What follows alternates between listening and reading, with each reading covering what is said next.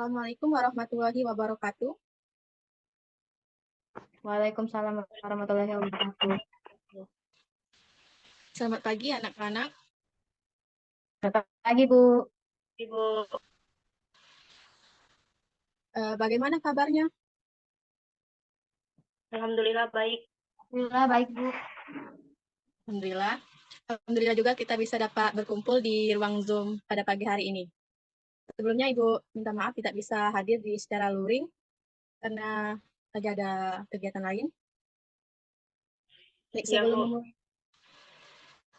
sebelum memulai pelajaran kita pada pagi hari ini, ada baiknya kita berdoa terlebih dahulu menurut kepercayaan masing-masing. Berdoa mulai.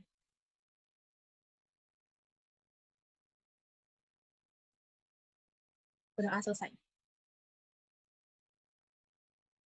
Baik, minggu ini kita mempelajari mengenai teks biografi. Ibu, saya skip dulu. Ada yang mengetahui apa itu teks biografi? Jika ada, silakan mengangkat tangan. Saya, Bu. Ada Angel. Baiklah, perkenalkan nama saya Angelia Hidayat. Saya akan menjawab pertanyaannya. Biografi itu teks yang mengisahkan tentang kehidupan seseorang, perjalanan seseorang. Oke, terima kasih Angel. Ada lagi yang ingin menambahkan apa itu teks biografi? Ya, selagi menunggu, Ibu absen terlebih dahulu. Angelia Hidayat. Hadir, Bu. Oh ya, tadi hadir ya menjawab pertanyaan. Dea Ananda Saputri. Hadir, Bu. Ya. Oke, kita lanjut saja. Siapa lagi yang ingin menambahkan apa itu teks biografi? Saya, Bu. Sebelum Ibu. Oke, silakan pada Dea. Sebelumnya, perkenalkan nama saya Dea Ananda Putri. Saya ingin menjelaskan apa itu teks biografi. Teks biografi adalah teks yang mengisahkan kehidupan dan perjalanan seseorang. Ya, terima kasih. Oke, bagus. Ibu akan menjelaskan secara rinci lagi. Teks biografi dapat dipahami sebagai teks yang berisi tentang kisah atau cerita seseorang yang selama hidupnya memiliki banyak nilai yang panut diteladani bagi pembaca. Teks biografi pada dasarnya adalah cerita tentang seorang tokoh yang ditulis oleh orang lain. Hal ini dilakukan agar teks biografi dari tokoh mampu memberikan teladan kepada banyak orang yang membacanya. Oleh karena itu, teks biografi harus tulis tentang kehidupan tokoh, mulai dari masalah yang dihadapi, perjuangan yang dilakukannya, hingga keberhasilan yang didapatkannya. Nah, di sini juga ada ciri teks dari biografi. Ciri-cirinya ini berkonsentrasi untuk mendengarkan teks biografi yang akan didengar, agar dapat mencatat pokok-pokok permasalahan. Yang kedua, untuk membantu dalam menangkapkan gagasan, peserta didik dapat menuliskan informasi penting yang peserta didik dapat selama mendengarkannya. Di ciri-ciri ini juga, sebelum mendengar biografi, peserta didik dapat menyiapkan pertanyaan umum, seperti siapakah tokoh yang dibahas dalam biografi tersebut? Yang kedua, permasalahan apa yang dihadapi tokoh tersebut? Bagaimana cara tokoh tersebut memecahkan permasalahannya hingga mencapai keberhasilan? Yang keempat, apa yang menarik dari tokoh tersebut? Yang kelima, hal apa dapat diteladani dari tokoh tersebut? Dan yang terakhir, mengapa teks tersebut disebut biografi? Dan kalian juga bisa menambahkan pertanyaan-pertanyaan lain juga. Selanjutnya, itu ada struktur teks biografi. Yang pertama, teks biografi termasuk ke dalam teks narasi. Oleh karena itu, teks biografi juga sama dengan teks cerita ulang lainnya, seperti cerpen dan hikayat, yaitu orientasi, kejadian penting, dan reorientasi. Kedua, orientasi atau setting berisi informasi mengenai latar belakang, kisah atau peristiwa yang akan diceritakan selanjutnya untuk membantu pendengar atau pembaca. Informasi yang dimaksud berkenaan dengan ihwal, siapa, kapan, di mana, dan bagaimana. Yang ketiga, kejadian penting, important event, record of event. Berisi rangkaian peristiwa yang disusun secara kronologis, menurut urutan waktu yang meliputi kejadian-kejadian utama yang dialami tokoh, dalam bagaimana ini mungkin telah disertakan komentar-komentar penceritaan pada beberapa bagiannya. Yang terakhir, reorientasi, berisi komentar evaluatif atau pernyataan simpulan mengenai rangkaian peristiwa yang telah diceritakan sebelumnya. Bagian ini sifatnya opsional yang mungkin ada atau tidak ada di dalam teks biografi. Nah, ini materi tentang teks biografi. Apa kalian sudah memahami? Sudah, Bu. Alhamdulillah sudah, Bu. Jika sudah, Ibu memberikan kalian contoh. Ini Ibu mengambil contoh biografi R.A. Kartini.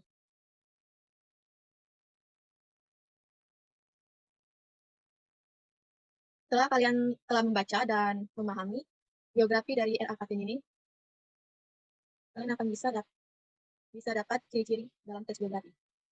Contohnya jawabannya seperti ini.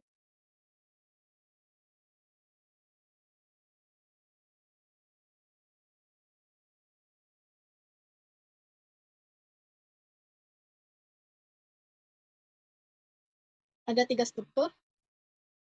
Struktur yang pertama itu orientasi. Bagian ini menceritakan siapa R.A. Kartini tersebut. Ya, kalian bisa mengambil dari awal paragraf. Nah, struktur keduanya kejadian peristiwa atau peristiwa penting. Nah, peristiwa penting ini seperti apa kejadian masa-masa Kartini selagi hidupnya dulu. Struktur yang terakhir ialah reorientasi atau menyatakan kesimpulan. Ini dinyatakan kesimpulan karena setelah dia wafat, dia itu meninggalkan karya-karyanya kepada orang-orang agar karyanya itu bisa dibaca oleh orang lain. Setelah menjelaskan ini, kalian telah memahami atau masih ada yang belum mengerti? Kalau ada yang belum mengerti, boleh ditanyakan. Insya Allah sudah paham, Bu. Oke, kalau Sudah paham? Jika sudah paham, Ibu berikan tugas. Tugas ini kelompok. Tugas kelompok nanti Ibu kirimkan tugasnya di grup. Satu kelompok 2 orang. Tugasnya kapan, Bu, dikumpul? Sekarang, untuk tugas kelompok itu dibuat sekarang. Ibu kasih waktu 15 menit. Iya, Bu. Tulis tangan ya, Bu. Ya, tulis tangan. Soalnya tidak perlu ditulis, langsung jawabannya saja. Oke, waktunya sudah habis. Silakan buka kameranya. Ya, Bu. Sudah? Tugasnya sudah selesai? Sudah, Bu. Sudah. Silakan dikirim di grup sekarang. Iya, Bu. Sudah dikirim, Bu. Nanti Ibu saya screen untuk jawaban kalian. Ini siapa mau menjawab pertanyaan ini yang membahasnya? Saya, Bu. Oke, silakan Angel. Baiklah. Sebelum mulainya, Assalamualaikum warahmatullahi wabarakatuh. Baik, saya di sini sebelumnya perkenalkan nama saya Angelia Hidayat dan rekan teman saya Dea Ananda Saputri.